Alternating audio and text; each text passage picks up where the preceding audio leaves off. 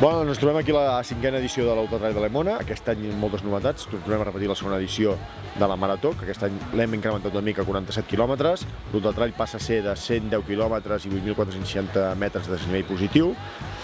Aquesta 5a edició es presenta amb un rècord absolut d'inscripcions. Estem parlant de 860 persones que en principi prendran la sortida demà al matí.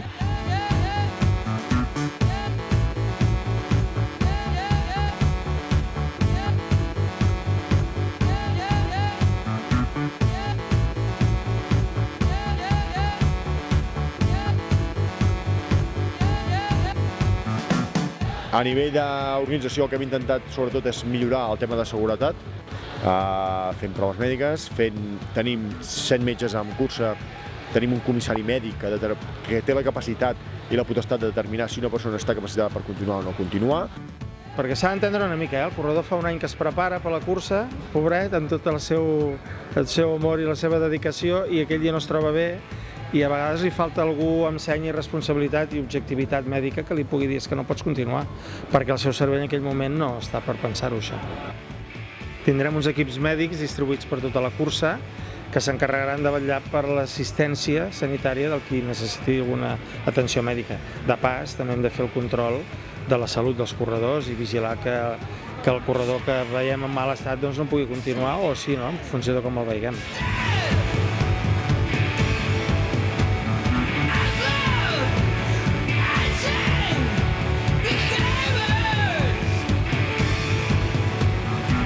En aquest cas, a Lemona concretament, anem a provar el cronometratge de la casa de Life Trail. És un cronometratge que ens permet saber a cada control on està els corredors, ens permet saber el desnivell que porten, els corredors que han en cursa, per seguretat això és molt important de cara a l'organització.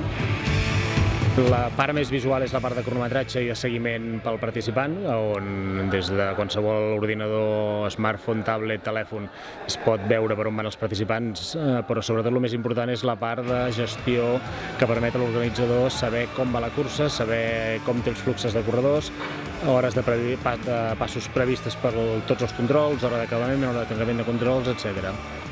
Un dels temes diferencials d'aquest tipus de dorsals que hem fet per la FEC és que incorporen tota una sèrie de dades rellevants per a l'organitzador, des del nom, el número i després dades concretes com el telèfon o persona a contactar, o un codi QR que el que fa és redireccionar directament a un espai web que l'organització ens demana.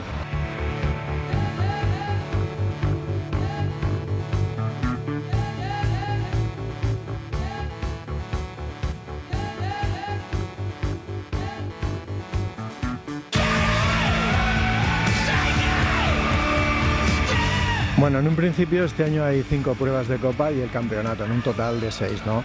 Pero sin duda la más dura y la más completa de todos los ultras que organiza Copa FEC es esta de Lemona, ¿no? Esperar que las organizaciones de las distintas pruebas que quedan tomen conciencia de que los ultras son unas pruebas muy duras y que la gente tiene que estar muy preparada para poderlas disputar.